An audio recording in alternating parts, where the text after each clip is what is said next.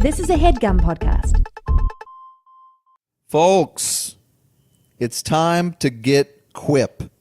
Me and Joe do it. It makes toothbrushing easy. Brushing your teeth, just like making love. The kind of thing you don't really know if you're doing it right till you start doing it right. And folks, Quip is brushing done right. It's the new electric toothbrush that packs just the right amount of vibrations into a slimmer design at a fraction of the cost of bulkier traditional electric brushes. It has guiding pulses that alert you when to switch sides, making brushing just the right amount of effortless. It's true, you really don't have to think about it. It lets you know when to move on to another quadrant of your mouth. Quip also comes with a mount that suctions right to your mirror and unsticks to use as a cover for hygienic travel anywhere, whether it's going in your gym bag or your carry-on. And because the thing that cleans your mouth should also be clean, Quip's subscription plan, or subquiption plan, surprised they didn't think of that, I'll have to let them know, refreshes your brush on a dentist-recommended schedule. They deliver new brush heads every 3 months for just $5, including free shipping worldwide. Quip's backed by a network of over 10,000 dental professionals, including dentists, hygienists, and dental students. Most toothbrushes don't get named one of Time Magazine's best inventions of the year, but Quip did.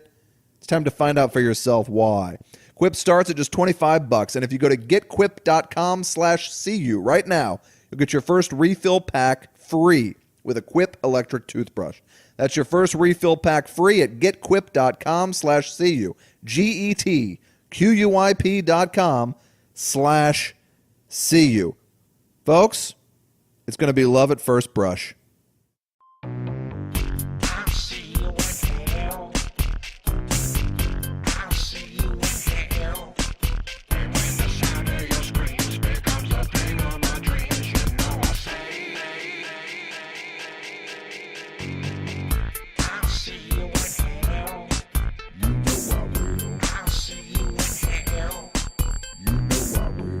And now, folks, let's get on with the show. And in doing so, get on with the show. Patty Walsh, how you doing, you fucking guy? I'm good, Joe. Thank you. Happy Thanksgiving. We're recording this live on Thanksgiving. Not live. We're live. You'll be hearing it later. Yes, we had to do 2 today. We just did our bonus ep, which will be going up soon. For the bonus folks, and this is the regular ep. This is the last ep of the November month. We'll be doing shout-outs to the Patreon customers. And folks, you can't spell Patreon without Pat. How are you? I'm Pat Walsh. I'm Joe DeRosa. You know, should we do the shout-outs at the top here?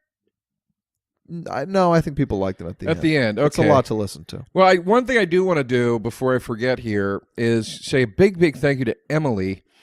Emily, your last name, it's Florence. Oh, it is. That's how that's pronounced? Florence? As far as I know, yeah. It looks like it says Floor Renaissance, but all right, Florence. I think it's Florence, yeah. Emily, thank you so much. Emily came out to a show of mine in Fort Worth, Texas, and said not only incredibly nice things about our show and how much she was a fan and everything, but she brought beautiful prints that she had made. I saw them. Incredible. From an artist. Jeremy, I think is the artist's name, right? The guy. Jeremy Bennison, I believe, yes. Jeremy, they were breathtaking, sure I got that these right. things. Hang on. These were breathtaking. Incredible. I urge you, I couldn't if you're on it. Facebook, follow us on Facebook and check out these prints. They're on Twitter and Instagram as well. And there's a total of Link to the guy. You have the guy's Instagram page, right? I don't have it on here. No, I have Emily's. All right. Well, let me get it. Hang on. And I think that His name is Jeremy Bennison. I was Yeah. correct. And I'm going to look up that Instagram while Joe talks. Emily had printed out a bunch of the artwork that Jeremy had done for the show. Literally was not commissioned or sequestered in any way to do this. He did it just out of the love in his heart, and made several prints. The latest of which features Pat at the top of the page it says "Now on with the Joe." Yeah. And it's Pat sitting in a chair and my severed head in his lap, and it's amazing. It's amazing. It's got our logo on it. It's there. These I think things the are implication was that I was going to use your severed head to blow myself.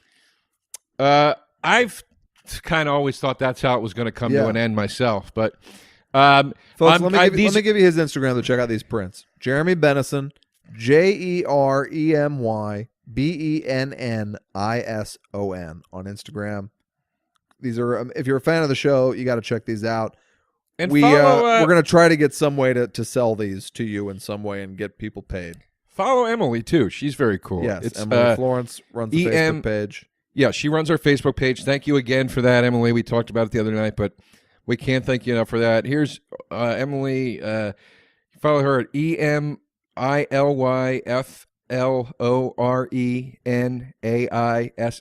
EMILYFLORENAISSANCE. Yes. Check her out on Instagram. And check out Jeremy. And you guys are the best, and we really appreciate fans like you. We appreciate all the fans, and we will be doing shout-outs at the end of today's episode. We're a little pressed for time. We're not going to shortchange anybody, but we got to get it in because That's what she said. we've got a dinner to go to for Thanksgiving. A Thanksgiving dinner, you might say. I'd call it a Thanksgiving dinner. Would you? You're spilling your drink all over yourself. Pat just took a big sip of I made us a couple gin and tonics while we sit here. No, I actually spilled quite a bit. So when you're picking up a drink that has nothing in it and then you switch to a filled to the brim drink, it's a rough transition sometimes. Yeah, and I made them a little too strong, I think. Well, as I said on the previous one, I've had one drink and I don't think I've ever been this drunk in my entire life because I never drink gin. Nor should anyone. So what direction do you think that you're going to head in today? Look, when you haven't eaten at 3 p.m. and now you're on gin 2, I mean, it's anybody's guess. Yeah. Cut to you in the restaurant. You call this turkey? Pat, that's the steak. Yeah. Yeah. Throwing stuffing in the waiter's eyes. This turkey's burnt. Why is it brown? It's Pat's Yeah. steak. Joe, let me take us down to Pat's movie corner because I have a lot this week. Okay. I gave myself a nice little hiatus from work, and I've been catching up on stuff. Good. I've got some stuff too. Let's get I'm going into to move through it quickly here. This season of Nathan For You as a whole, a little disappointing, and I found that it was getting mean in spots. It was starting to feel like it's always the issue with a Jackass thing. If they're not doing it to each other, you're kind of like, you feel bad sometimes for the people, and I felt bad for the people on Nathan For You. But the 2-hour finale of Nathan For You is one of the most amazing episodes of television I've ever seen in my entire life. And, you know, I'm forcing Heather to watch it. I'm trying to get Joe to watch it.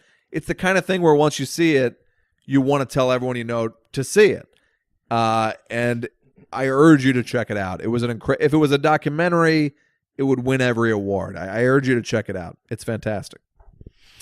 I'm going to save my fave for last, but I will start with You went and saved the fave for last. very nice. Right? There you go, people. Pat is ear to ear smiling as he's singing that. His face is turning red. I'm a little worried about what's going to happen in this restaurant today. Joe, it's fine. No, I'll start out with I saw a show called There's Johnny, which is Oh boy, I'm going to send you a review of that show that will make your blood boil.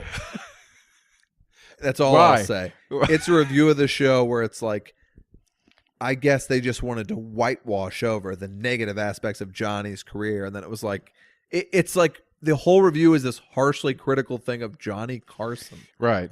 And I was like, who the fuck are you? It's like some BuzzFeed article where they're shitting on Johnny Carson and like what an asshole he was and how he never took any chances comedically. And I'm like, What? what are you doing? What did they? Oh God! All right.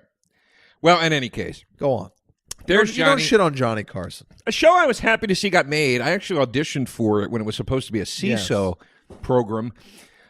R.I.P. And I got CISO. damn close, Walsh. I got Yeah. damn close. But as one of the million things, Folks, he almost got past security. That's how close he got. but then CISO folded, and I thought, I guess that show's not being made, but it did get made. It got made on Hulu. Paul Reiser's behind it. I'm a big Paul Reiser fan. Love Paul Reiser. Nice man, too. My Met him buddy once. Andrew Schultz is in it. He's very funny in it, playing one of the I think he's playing the role I was supposed to play, Okay. because I remember, as always, Awkward. I always audition for I get auditions, people. When they send you an audition, they'll give you like a description of the character, like with random words, bullet pointed, or a few sentences. My common phrases come up. It's just like sad, alcoholic, Right. schlub who's suicidal. You know what I mean? These are the things Yeah. I often get. Asshole writer. Right. So I remember being the dick, and it seems that Andrew. You played an asshole on my show. Yes, and what a time. And a philanderer. Yeah, the so anyway, Andrew is very funny in it. Everybody's very funny. The show's very funny. It's shot a little too much like an ABC, like a sort of like the tone of like a Blackish would have. Sure. And I feel that it's not or Fresh Off the Boat, or maybe is probably a better example. Goldbergs. Goldberg's is a perfect example. It has that same tone as the Goldberg, and I feel like that tone is such a modern tone. It takes away from the periodness of the piece, and some of the nostalgia. But aside from What that, did you think it's of the periodness of a piece like Carrie? Oh Jesus, Folks. oh boy. The Folks, if we can't joke in these troubled times. I got no problem with the joke. It's just, Jeez, you say period. Joe blushes. this is like when Daddy gets too drunk at Thanksgiving. You know, I'm not. Again, folks, I've had a drink and a eighth of a drink. we're gonna be sitting in the restaurant later. Pat's gonna be like, "You got any of that Dago dressing?" Grabbing it like motorboating a woman's ass at the table. What? I'm kidding. So that's the first one. It's an enjoyable show, though. Okay.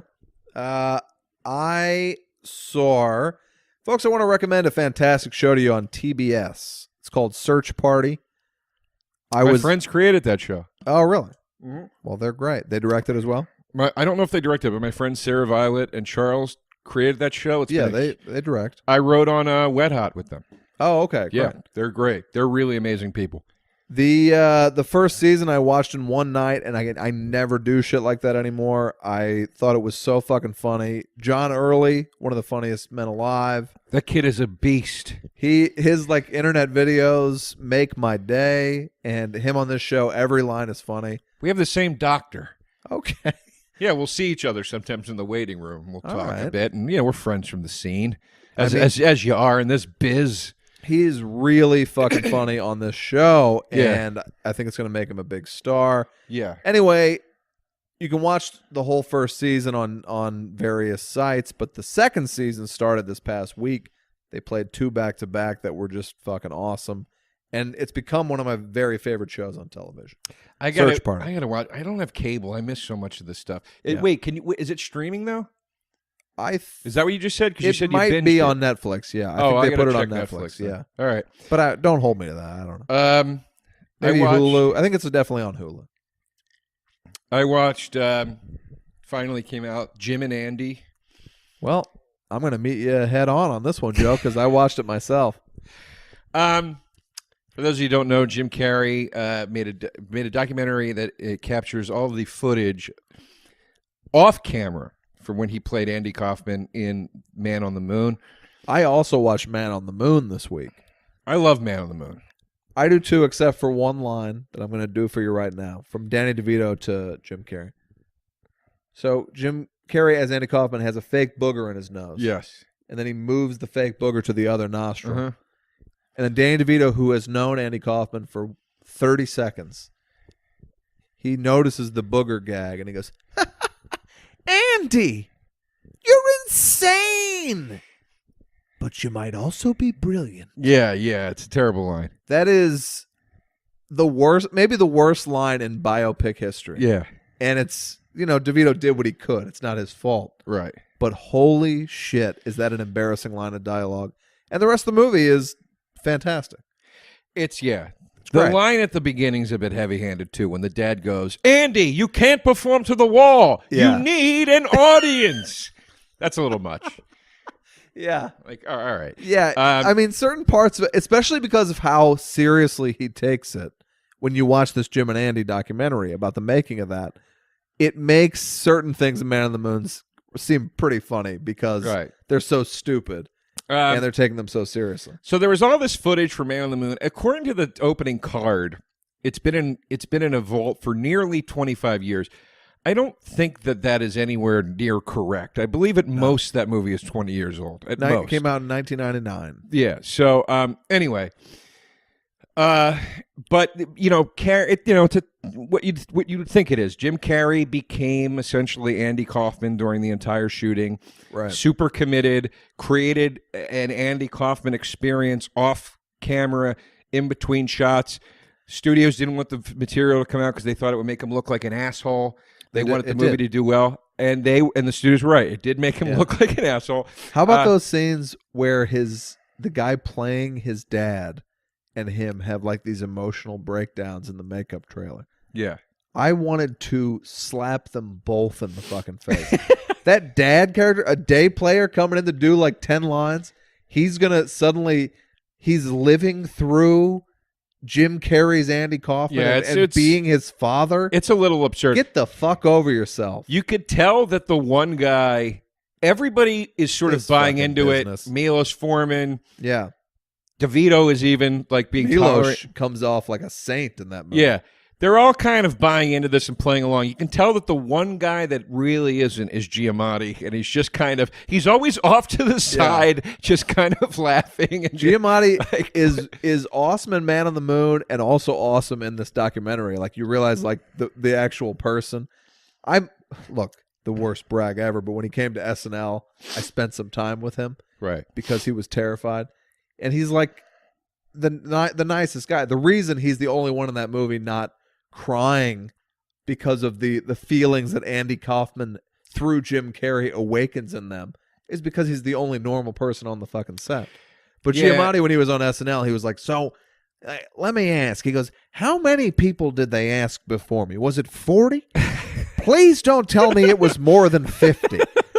It was 60, wasn't it? You're telling me it was 75 people? It's like the first thing he said to me. And I was like, it was just such a treat that he was as delightful in person. Yeah. So then I'm sure somebody like that normal, being on a set like that has got to be like, what the fuck have I gotten myself into? Well, he says at one point when they're interviewing him, he was just a day player. This is well before he was famous at all. He was not a famous guy yet. And he was the guy at that time that everybody said, oh, that's the guy from Private Parts. Well, he should have won Best Supporting Actor for Private Parts, I would say. I agree. That is one of the all-time great performances. It's a masterpiece. It really is. It's masterful. I think it's the best he's ever been. Yeah. You goddamn motherfuckers. You sons of bitch bastards. Playing pig vomit. If you haven't seen fucking Private Parts, there's an underrated movie for you. That's a Jesus. good biopic. Saw it on the same night as the re-release of Return of the Jedi at the Mid-Rivers Mall 6 cinema. My least favorite of the special editions because they added the song and dance number to it. Yeah, I like a song and dance.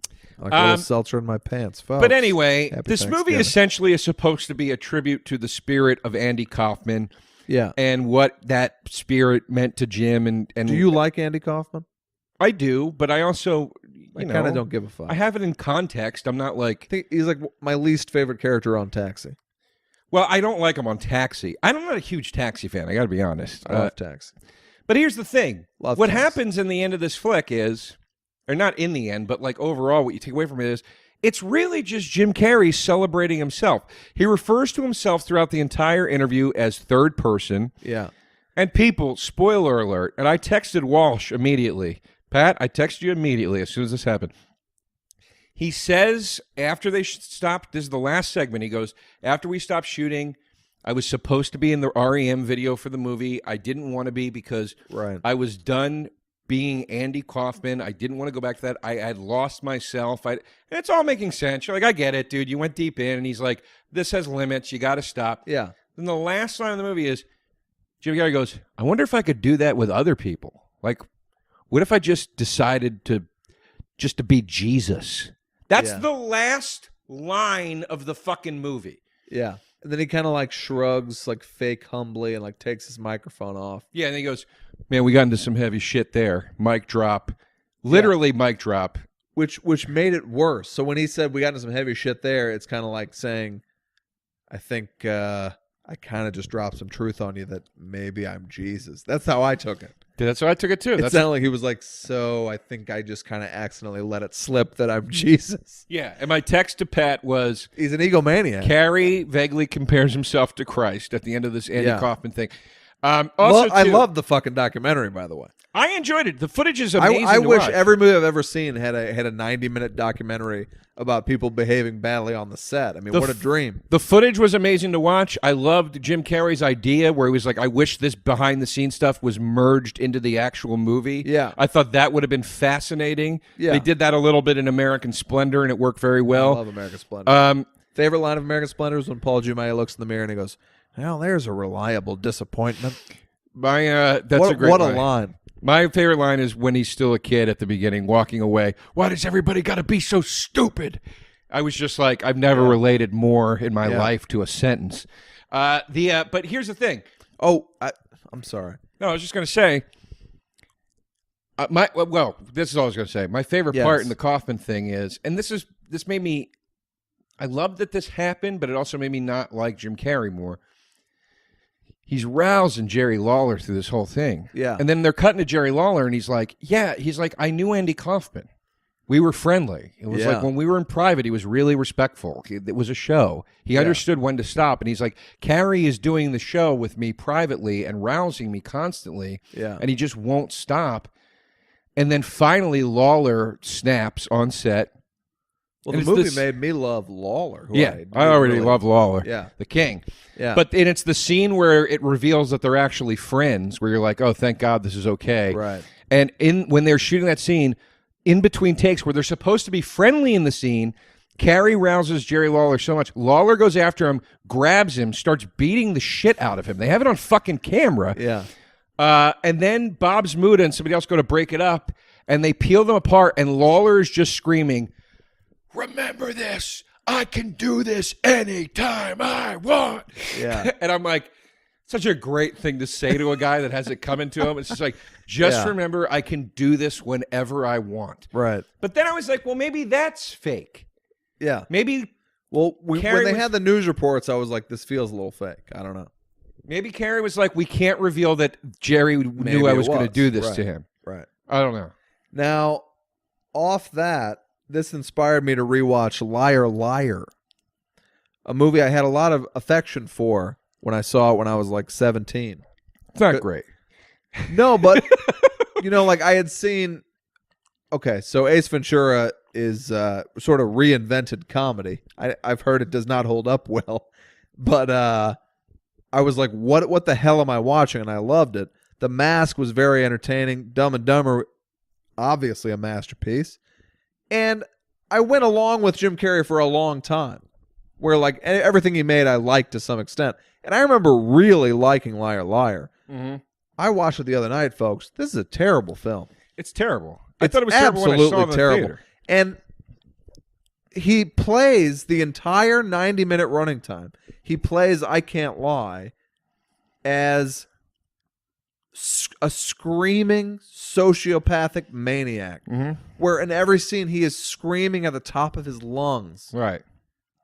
Why would you go that route with this material? You have a great premise. Why are you screaming in every scene? I hated him and I hated the movie. It's and I this- was shocked it's because this- I always loved it. It's the same thing in the what's the Ricky Gervais movie with Louis C.K. where Invention of Lying.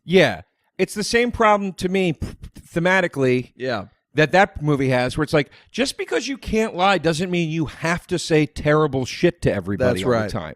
That's You know what I right. mean? Like every scene, like in the bar with Louis, he's like, I took a shit and then I jerked off right after, and it's like, you don't have to. You wouldn't be just revealing everything. That's right. You just wouldn't be able to fake an answer for something. We and that's did, my problem. As an episode of my show, we did that. Thou shalt not lie, and he couldn't lie the entire episode, and it was. Anytime we did that stuff, it felt too stupid. It was like he can't just be openly condemning himself. He just has to be, if cornered and asked a direct question, then he can't lie. And we learn the lesson immediately that everything becomes unbelievable if you go the other route. But every movie about lying goes that route. Where now that I can't lie, I'm going to tell you the worst things about yourself. That's not what it is. Yeah, no, it's like if somebody came up and said, "How does this dress look?" and you went, "Terrible." Yeah. That's not being able to lie. You're right. Yeah, Not lying is not going after somebody cold and going, "You look like shit today." Exactly. Like, the funniest joke in the whole movie, and it's the one time they do it honestly and naturally or whatever, is when he's talking. He's having the heart dart with the sun at the end, and the kid goes, "My teacher said real beauty's on the inside," and he goes, "That's just something ugly people say," and he says it so sincerely. Yeah. And you're like, that's fucking great. Like, that's how that movie should have went. There are about 10 funny moments in Liar Liar, and that's enough to be a good comedy to me. But on the whole, it was I really was just bummed out by it. I also it made me like all these movies I think I like that I saw when I was 15. I bet if I rewatched them, I'd hate them. I've gotten rid of a lot of movies because I bought things because I was like, oh, I thought that was fun. And then I go, oh, what am I doing? And I've really scaled down the collection because of that. But I also, that movie, because of the release, it came out around the same time. I always have comparisons in my head between that and Devil's Advocate. Like, I always picture I fucking love Devil's Jim Advocate. Carrey in the bathroom in the Law House with Keanu Reeves. Like, I mix up the there's scenes. there's a very similar vibe, and they came out in the same year. Yeah. I see what you're saying. But Devil's Advocate is fucking awesome. My last one is what it's been for the last few weeks. But Perfect Strangers. yes. Yeah, I want to keep updating. This has become my favorite part of the show, is reliving my old favorite Perfect Strangers episodes. I want to keep updating the audience and you on this journey. I'm deep season 6 now. Yeah. I'm officially through 5. Are they living with the girls yet? No. Okay. But all right. the show it's gone. The show is gone. It has jumped the shark so hard. I can't believe there's not a term about Perfect Strangers that means jumping the shark. It has just all become wordplay jokes. Give me the worst examples, please. There was an episode today where I was watching it where Larry's like old. I love so much that on Thanksgiving Day you're watching deep season 6 episodes of Perfect I Strangers. put 3 in today. Okay. I put 3 in today. The worst joke I saw today was Larry's friend from high school comes back, and it's one of these things where his friend was the cool guy that always treated Larry like crap. Sure. But Larry looked up to him, so he let him get shit on. Sure. And the guy comes back, and Larry wants to impress him. That's the basic plot. Okay. But the guy's name is like Bucky. So then literally the joke is just Bucky, Balky, Balky, Bucky. Bucky, this is Balky. It's so gone. Yeah. It's so fucking gone. There was an entire episode today called Black Widow was the name of the episode. Now, real quick, just to interject, when you talk about how it's gone, I watched a couple this week because weirdly in my bedroom I can get Hulu but nothing else. So I was watching Perfect Strangers, and there was an episode where, and I think it was the roller skating episode that you recommended to me. Yeah. But Larry says to Balky, it's the one right before it where they're going to go to Las Vegas. And he goes, Las Vegas, that place goes against everything I was told I believe. Right. And I was like, whoa. Like, that's a deep fucking joke for Perfect Strangers. That's like a joke about like religion and faith, and they just dropped it in the middle of this really stupid episode of television. Yeah. And that's the sort of thing that would always keep me coming back to like a Mama's Family, Perfect Strangers, a Golden Girls, because there'd be these amazingly written jokes that you're like, whoa, whoa, whoa. Yeah. Like there's somebody in there who's great trying to get out of this format. It's why. And you're saying that went away by season 6, I assume. Yeah, the first 5 you're in pretty safe company. Yeah. Season 6, it's gone. It's why like eventually the Golden Girls wasn't quite as good. Right. It's the same way the Honeymooners jumped the shark. Yeah. Where once they lost the elements of realism, where you're like, that is so that character, and that's a Right. really, really well written joke wrapped inside of a very broad premise. Right. Once that went away, and it just became about like, let's have this one do this gag, and then this one do this gag. And you're like, but that person wouldn't do that. This doesn't make any sense anymore. So Black Widow. Yes. And then I watched another one about The Ring, about him buying, which was actually funny in season 6, where he buys Jennifer the engagement ring. Classic stuff. Buys it out of a jewelry dealer called like Diamond Devon or something, out of the trunk of his car. And he's like, I got twice the diamond for half the price. She'll never find out. And then as soon as he gives it to her, she's like, I have to have this appraised immediately for the insurance. Yeah. And he's like, we've got to switch the ring. It's ridiculous, but it's fun. I'm immediately on board. That one I really enjoyed. That's worth your time in season 6. I'm very interested. But the Black Widow episode, he's writing a piece about serial killers in Chicago. And he's looking through like city records and like the newspapers and things for information. Sees a picture of Marianne Balke's girlfriend. She's apparently a serial killer. And he thinks Marianne is now a serial killer. She's been let off all 4 trials because they couldn't find a body. All right. Goes to Jennifer. He's like, this is Marianne. You're living with a serial killer. She's like, they don't even have the same name. It's insane. Larry's like, no, serial killers, traditionally, they always use an alias, but they use their same initials. Right. I don't know if that's true. And then he's trying to convince Balke that she's a serial killer. Balke, of course, doesn't believe him. This is boned me out. Yeah. Here's one of the jokes in it. Balke goes, cousin Larry, now that you've solved the case of Marianne the serial killer, why don't you go see if you can see who killed Laura Palmer? That's one of the jokes. That's an end of act joke in this thing. All right. Here's the climax. Woo. Balke's going camping with Marianne. Yeah. He walks in the apartment with a hatchet. Larry goes, what are you doing with that hatchet? Balke goes, Marianne said she needed a new camping hatchet, so I bought her this. She said it would be nice and sharp. And Larry's like, thinks she's going to murder Balke. And then goes to a mountain where they're camping, ties up Marianne.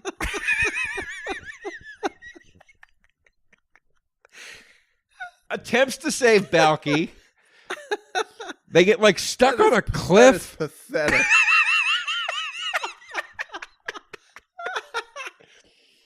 Woo! I mean, it's gone. That's pathetic. So the centerpiece of this episode ends up being Balke and Larry stuck on a cliff.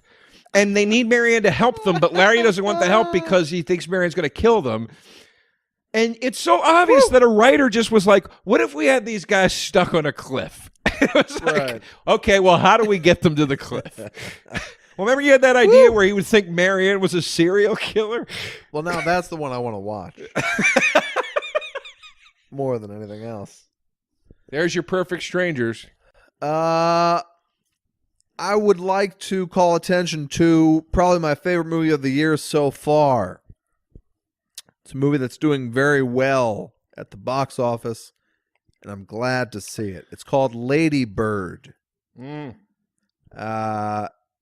It is written and directed by Greta Gerwig, who is an actress I like.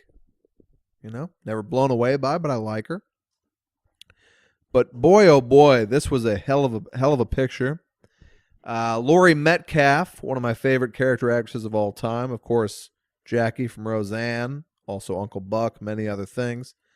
And Tracy Letts, who I've never liked, but he's incredible in this movie.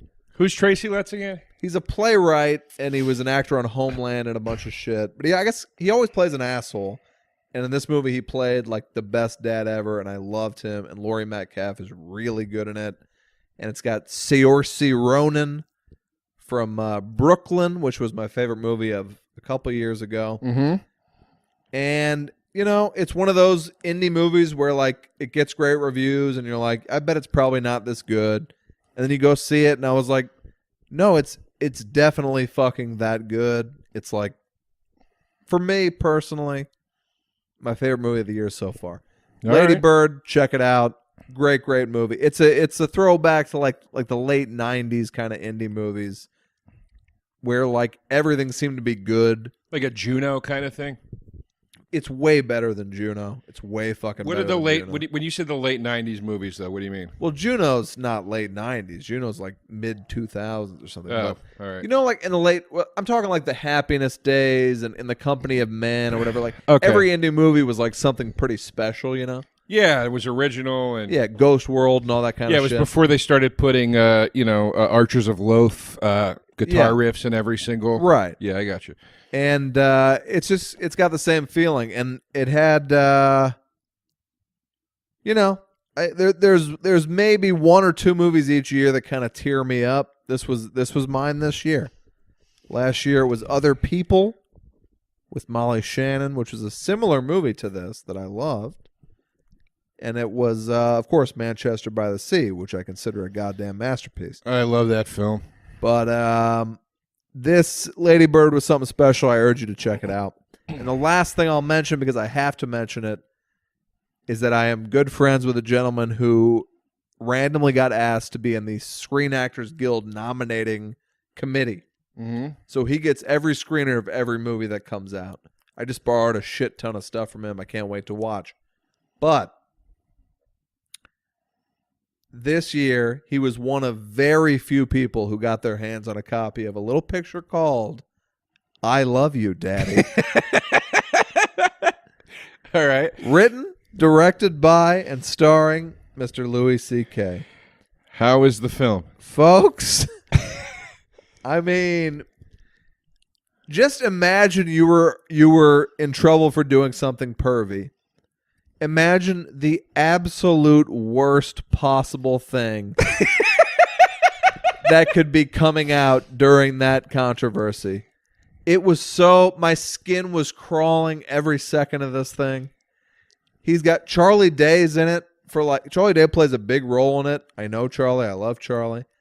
I don't know. I mean, at one point in this movie, Charlie sits and throughout the entire scene, it's Edie Falco yelling at Louis C.K.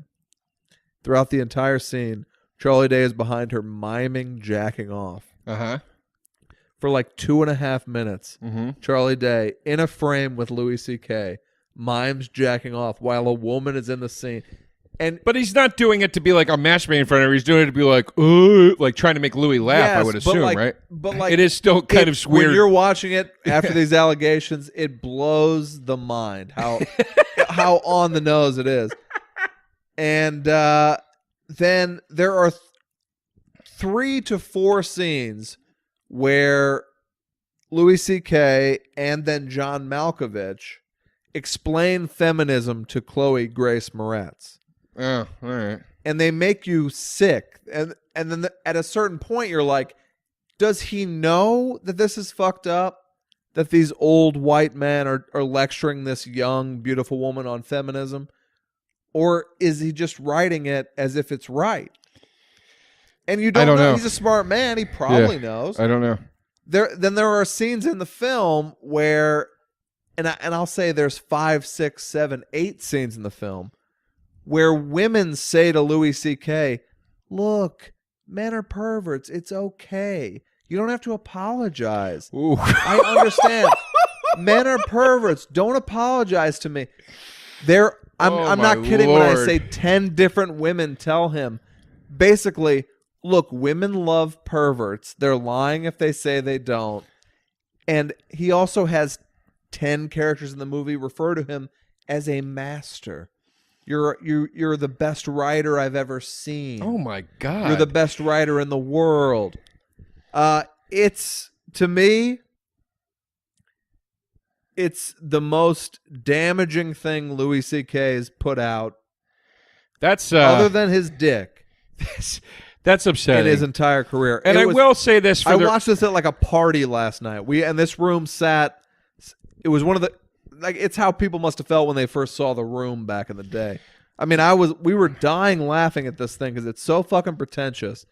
And on the heels of this controversy, I mean, this thing's gonna blow your mind if it ever gets released. it'll I don't never know get if it released. will. In fact, I think you could be jailed for watching it.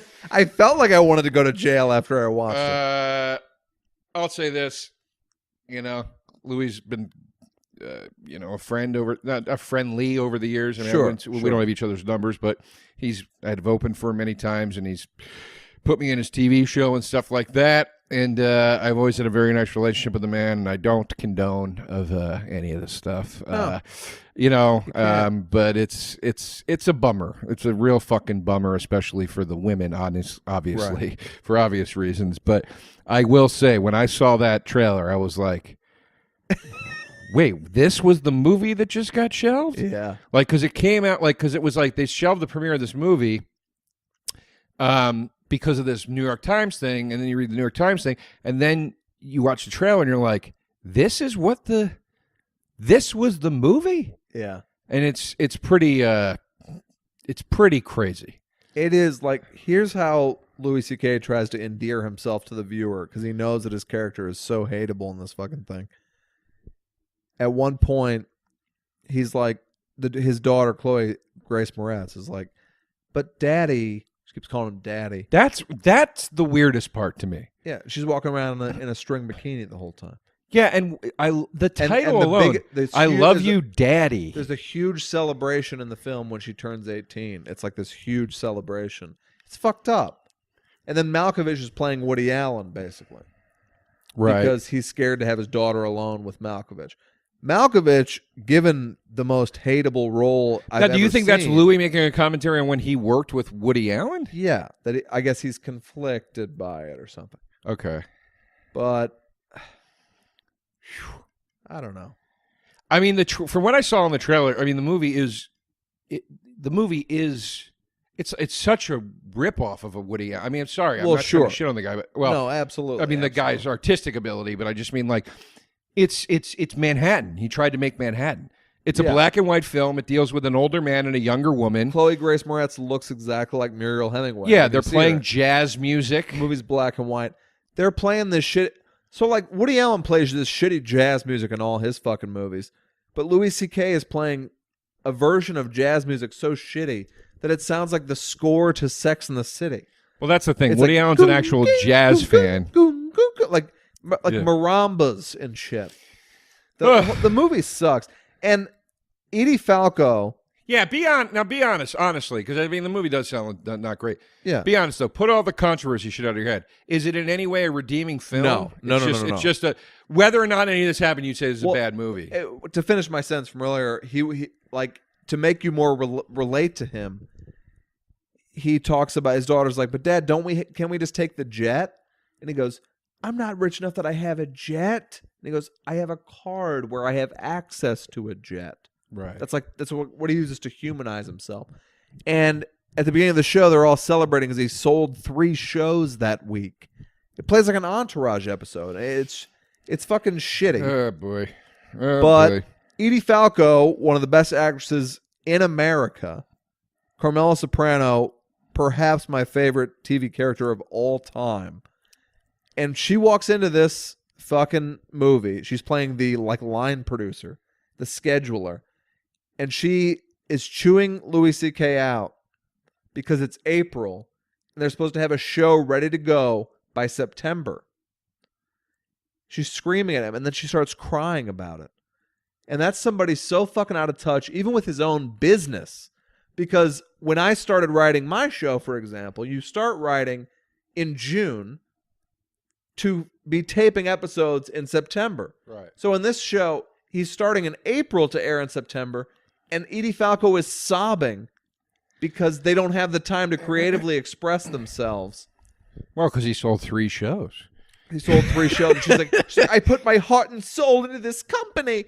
It is the most embarrassing scene. Everybody in the movie is worse than they'll ever be again. The actors are bad because they're given unplayable material. And the Falco scenes in particular, when she's coming in and like, we've got to make the schedule with a schedule. Yeah. I could not believe what I was seeing. wonder- It's unwatchable almost. I wonder if that film will become like the Jerry Lewis clown movie. I think it will. You know? I really do think it will.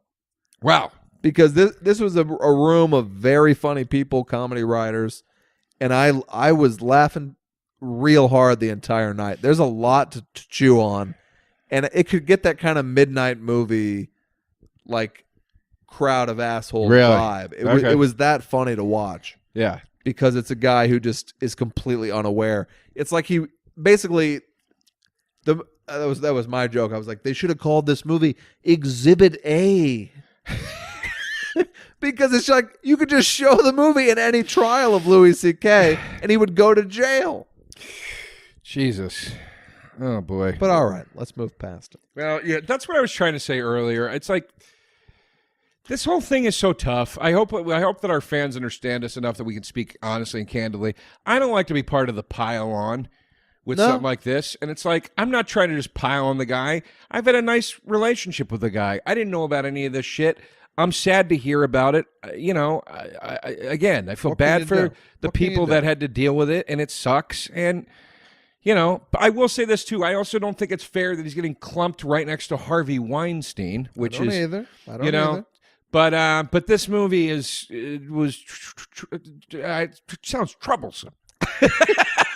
Troublesome is. I mean, you know, how do you talk about it? I don't even know what to troublesome say. is mild. Troublesome is mild. Let's skip the scary stuff this week because we're really He's got Chloe Grace Moretz sitting on his lap in scene after scene. I mean, all right, let's move past. Let's move past.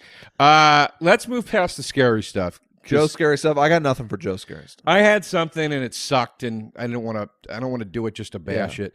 Really, just a re-recommendation for that John Carpenter anthology on vinyl. I've been cranking out pages, writing, listening to nothing but that album over and over and over. If you're a creative person, it's like it's great stuff for writing or whatever you do. Well, that works. And I was doing some writing myself to the Lost Themes records, and those came out before we ever did scary stuff. So if you don't have John Carpenter's Lost Themes volumes 1 and 2, do yourself a favor and get those. Beautifully Incredible produced, beautifully written. Yeah. Very, you know, you could throw any one of those songs into any John Carpenter movie; it would fit right in. Yeah. Or Stranger Things, or The Guest, or all that shit. Which brings us conveniently to our movie for this week's Brawl in Cell Block 99. And I would say it brings us conveniently to the movie because this movie is basically a throwback to a John Carpenter style 70s exploitation kind of flick. Yeah. In fact, I was telling our friend James Pinkstone today about the movie. I said, I think you'd really like this flick. He goes, what's it called? I said, Brawl in Cell Block number 9. He starts laughing, and I go, I know, the title's awesome. And he goes, yeah, did fucking John Carpenter make it? And I was like, no, man, but it's very much in the vein of that. Yeah. Like, it's the guy who did Bone Tomahawk, which Yeah. we never did an episode on, but we discussed on the show. the company Which- is Cinefamily, great company doing really cool stuff. Wait, Cinefamily? Or Cinestate, excuse me. Sorry. Oh, shit. Cinefamily was Jesus. just shut down due to more sexual abuse allegations. Sorry. Yeah, I'm I just wanted to make that clear. Cinestate is the company, excuse me. Yeah. And they're doing some really cool stuff, the first of which I believe was Bone Tomahawk. Bone Tomahawk we discussed, but it came up again on the Facebook page. I mean, it's a Western, I would say a slow but very entertaining Western. And then it takes a turn into cannibalism, and there is a scene that is one of the most troubling things I've ever seen in a movie in my life. And I'll say this. It was the most disturbingly violent thing I'd ever seen until I watched Brawl in Cell Block 99. Yeah. And there's the thing at the end of this one where I Yeah. was like, this is going to be this guy's like Shyamalan twist. Like Right. the end of every one of his movies is going to have a violent thing that is so disturbing I know. that he's just constantly having to outdo it. But Well, we just saw. Wait, I don't know what I was going to say. well, this is a film. It's okay. This is a film. Vince Vaughn, like you've never seen him before, as they often say. Wait, I do know what I was going to say. On the Patreon that we just did, I'm going to drum up a little business for us, Joe. We just did our Patreon bonus episode, and it was fantastic. It was an hour plus, and we talked about what are the scariest scenes in non-horror movies that you've ever seen. And Bone Tomahawk didn't make either of our lists, but that would be a great example. Right. Where it's basically a Western where it suddenly has the most horrific thing you've ever seen in your life. Right. This movie, are you talking about the skull bit? I'll just say it. If you don't want it spoiled, then stop listening. But here's the spoiler. It's an old-fashioned revenge movie. Vince Vaughn, who is fucking awesome in this movie. He's really great at it. He's really great. He's really great. But he's just a guy. He gets out of prison. His wife's been cheating on him. They work it out. She gets pregnant. He goes to jail. Again, they they basically allude say, that he's maybe an ex-boxer. right. And he's got some skills. They establish early on that he's almost a superhumanly strong man. Like when he finds out his wife is cheating on him, he beats the shit out of her car, like to the point where I love that scene. he like rips the hood off. He just Yeah. goes fucking crazy. Yeah. And it's almost not believable, but they keep it right there on Right. the line. And then he goes in and works it out with her emotionally because he just handled his business with her car. Yeah. And when he goes to prison because he's doing a drug pickup. Yeah. The two guys he's with, he says, if I say ditch the product, you ditch the product. And they're like, yeah, Right. sure. He hears the cops. He goes, ditch the product. The guys don't listen to him. They get into a shootout with the cops. Vince Vaughn goes in, shoots the two crooks he's with to save the cops, basically. Right. Then gets arrested. Then the cops are like, just rat on your friends. Like, you did the right thing. And he won't fucking rat. Right. He's just a man of honor and superhuman strength that ends up Yes. in jail. Yeah. And then it escalates from there. And then, they get him fucking naked in this movie. And Vince Vaughn's been at the outer limits of out of shape for a Hollywood actor for about 10 years. But he 10. takes his Easy. 20. 10, 20. But he takes his clothes off in this thing, and it's not like you're not like, wow, look at this hunk. But he's like a dude. And I love that he didn't get all jacked up for it. He's just like a dude. And then throughout the whole movie, he underplays everything. He was excellent in it. And they keep you holding on for maybe a little too long for my taste before you get that revenge that you want. But that's the 70s style. Yes. So when the revenge does come, it is extremely satisfying, but holy Lord. It's juicy. It's juicy. The skull scene that I was referring to, when he stomps, the curb stomps the guy basically, and then flips him over, and you see what he looks like. Yeah, that's the scene I'm talking about. Holy Lord, he folks. stomps a guy's head face first into concrete. Yeah. Then he drags it along the floor. Yeah. And then he kicks the body and flips it over, and the holes of the face are still there, but that is it. His face has been like ground away. I mean, holy shit. I was loving it. And honestly, it's the kind of movie that makes you like cheer for when he says like they're going to rape him bloody. You're like you're cheering almost because they in a very short, succinct amount of time, they make you hate all these guards so fucking much. And Don Johnson, once again. Yeah. Don Johnson, one of the comebacks of the century, in my opinion. I don't like Don Johnson. I never have, and I always wish they'd gotten somebody different. Full disclosure. But, like, why weren't we given that satisfaction of him going all the way up the chain? That's what kind of let me down about it. Because, see, I like that they didn't do that. Here's why. First of all, Don Johnson, let me say this, came back in Django Unchained, came back in this. He's popping up in these weird bit parts all of a sudden. I think he's fine. I'm enjoying Don Johnson All right. lately. I think he plays a very Tin Cup. he plays a very good unlikable guy. He's just good at it. Yeah. But I like that they didn't, because it wasn't about I need to kill innocent men for no reason. Vince Vaughn respected the fact that Don Johnson was the warden in this place, and he was a prick. Right. And that Don Johnson was treating Vince Vaughn the way he would treat somebody that he thought was a fucking lunatic. Right. And he was like, I love that dude. He kills the guys he needs to kill. He calls the wife. He says goodbye. And I like that Don Johnson got it too. He's like, You got your phone call. Make the phone call, and Yeah. then we'll square this away. I like that they did that. I thought that was cool. You've sold me on it. You've sold me on what I already knew in my heart.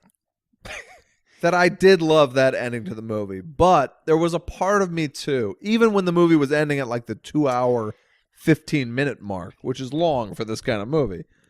I did sort of want him to, like, video game style go up the chain. You just want that release. But that said, I thought this was a really very well done movie. And I loved it. And this new cop police brutality drama they're doing with Vaughn, this director, and Mel Gibson. I don't know what the hell that's going to be. What's that about? But I feel like the director, and this is why people are getting a little uneasy about this guy's projects. It's always Vince Vaughn in this movie. He's exclusively going up against minorities. In this film? Other than Johnson. In a strange way, I would say.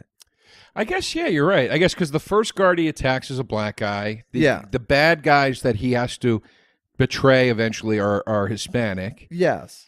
I mean, there was a strange element to this, but it's just because when he put together this new police brutality movie with Vaughn and Gibson, people were like their ears kind of perked up, and then to hear that it was about like cops who finally fight back because they're sick of, people giving them shit.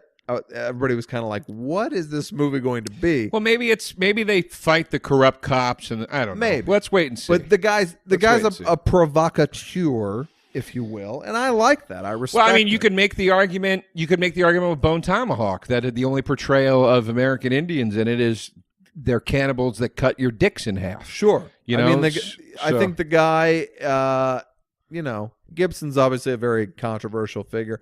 I think we gave Gibson too much of a pass on this show, probably. I know I did. On what? On this show. I think we might have given Gibson too much of a pass. You think we gave him on the show? What do you mean the show? On this podcast. Oh, I don't think we gave him a pass. I just think like yeah. It was fucked up and it happened, and then he apologized, and we all got on with our lives. I think that's. And I also think, and I've said this repeatedly about Gibson, I don't like anything that he said. No. But you hear those tapes and those voicemails, I'm like, this sounds like a guy that's like having a nervous breakdown to me. It didn't sound like a guy that was being. I think that was the break we gave him the last time we talked about it. But I don't know. think That's that's just my wrong. opinion. I think people do spiral out of control, and it was backed up when he said on the thing when Ricky Gervais took the shot at him. He goes, "You'll have to ask the guy that said it." I was like, Yeah. I think he was like, I'll tell you this, dude. My meds were off for the last 2 months. I didn't know that. Did I tell you this? no. I take Prozac. My Prozac was off by 20 milligrams for the last 2 months. I didn't know. I was mistakenly getting the wrong dose. The pharmacy gave you the wrong dose? The doctors, I made a mistake, and I didn't realize I was taking too low of a dose. So for the last 2 months, I've been taking 20 milligrams under what I'm supposed to take. I wasn't screaming horrible racist things at people or leaving voicemails, Right. but I was really depressed, and I didn't feel right, and I couldn't figure it out. And then my doctor, when I went to get refills, he was like, "Is this your dosage?" And I was like, "No, it's supposed to be 20 milligrams higher." And he's like, "You've been taking this." And I was like, "Oh my God." And sure enough, I started taking the right dosage. About a week and a half later, I'm like, "Oh, I don't feel like overwhelmed by the sun coming up anymore." You know what I mean? Right. So I do understand that there's a chemical thing in your brain that can whatever, but Yeah. anyway. Brown and Selbach 99. Overall, I say go see this goddamn thing. And then this is coming from a guy that was ready to bail about 45 minutes in because I didn't know what was taking so long. But once it got cooking, once I realized where they were going with it, once I realized what an homage it was to again, the Carpenter, uber violent, kind of stuff from the 70s, I was like, this is pretty fucking cool, man. I liked it. I've never seen Vaughn like that ever. No. Ever. I thought it was really fucking sweet. I loved it. And I root for Vince Vaughn. I continue to root for Vince Vaughn. I love him. Because when he came on the scene, that was like, you get those once in a while. I feel like we had those a lot in the late 90s where it was like Owen Wilson, Ben Stiller, Vince Vaughn, where you get like a whole new comedic thing. That rarely happens. It's like the last one might have been Jonah Hill. Right. It's been a while. Yeah, Michael Cera and Jonah Hill, I think, were the last. And, Yeah. and Rogen, Seth Rogen. Well, and then for after sure. them, McBride was the next one. For sure. Yeah. For sure. But it's been a while where you get like that, holy shit, obviously this person's like a big comedy star or whatever. Anyway, folks, that's our show. We got to do these shout-outs, Pat. Okay, go for it. Hold on a second here. All right, our Patreon audience, thank you to everybody, as always, Patreon or not. But as promised, we give the shout-outs to the folks that have donated money. Derek Clark, Anthony V. Manito, a.k.a. Party McFly. I've said it before, best name in the business. Philip Rashad, Tony Quinn, Rob Lines, Danny Rudd, Jacob Barrett, Jordan C., Maxwell Ashcroft, Ryan Kohler, Joshua Christensen, Barbara Allen, Jonathan Face, Rebecca Cohen, Smelly Bubbles, Chris Bowen, Mike Gibbons, Danye Joyce, or is it Donnie Joyce? Michael Dawson, Jennifer Smith, Luke Henderson, Hader Ismail, Nick Walther, Leah Vaughn, Don't Be Ridiculous, Connor Dennehy, Michael, Stephen Koopa, Kevin Swistowitz, Thomas Koza, Anthony J. Guajardo, Annie Johannesson, Timmy K., Sean Florin, Dolores Martinez, Will Foley, Megan Librand, Scott Blickensdurfer, Alec Walker, Brett Wemmer, Tristan Carlson, Laura Sexton, Anthony Guajardo, Brett Klinkner, Alex Lowe, Ethan Whittet, Weston Thomas, we've had a problem with this one before. Hold. Isn't this the guy that said it's pronounced like this, believe it or not? It's like Vidic or something. Hividio? It's way easier than it seems. I'm sorry I don't have it in front of me. I apologize for mispronouncing anybody's name. And again, we're not mocking it. It's I just think it's pronounced like Quidditch, like Harry Potter. Jared Blair, Josh Smallridge, Richie Verdugo, Chris Hopper, Emily Rosenbaum, Emily Florence, Sean L., Jordan Parker, Dave Komarek, Abby Manuel, Kim D'Angelo, Michael Whitset, Jonathan Galat, Pat's Tijuana Handmaiden, Carla O., Mike Wills, Stephanie Power, Hunter McDonald, Sterling Abrigo, Giron Sanderson, Diego Campos, Jake Ferrote, Stefan Musau, Zoe Blaskovich, Edmund Dilland, Asley Kivensland, Dan McLeod, Brandon Gash, Lorenz Bunganiers, Alejandro Salgado, Papa Spoosh, Tegan McLeod, Matthew Little, Tracy Reddington, Sean Thomas,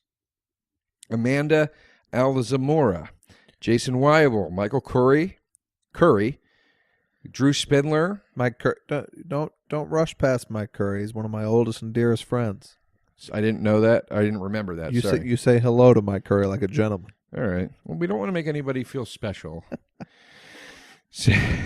Or over anybody else. Sam Mitchell, Aaron Milanowski, Scott Nolan, Jack Gertz, Greg Sorensen, Benjamin Tahia, Misty Zavar, Brandon Knock, Brandon Webb, Dajne Wilford, Johnny Ferg, Matthias Paguay, Superfan Giovanni, Michael Gold, Danielle Dewar, Eric Lamora, Michael Madrigal, go see Mr. Shoot Records in Lancaster, Pennsylvania, Stephen Reese, Walter Keegan, Kevin Mersenek, Erica Banning, Lawrence Anderson, Jared Smallridge, Zach Schoendorf,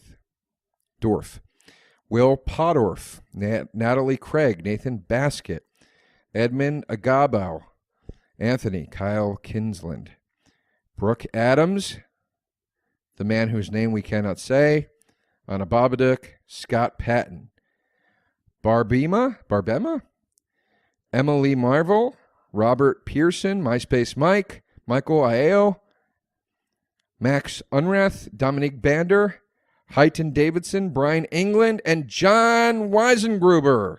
Holy cow. A lot of people. Thank you, guys. We can't thank you enough. You know, folks, I'm thankful for every last one of you. Joe DeRosa Comedy on Instagram. Come follow me. At the Patrick Walsh, Twitter and Instagram. Folks, happy Thanksgiving. Have a great holiday season. We'll see you next time, and we'll see you in hell. That was a HeadGum podcast.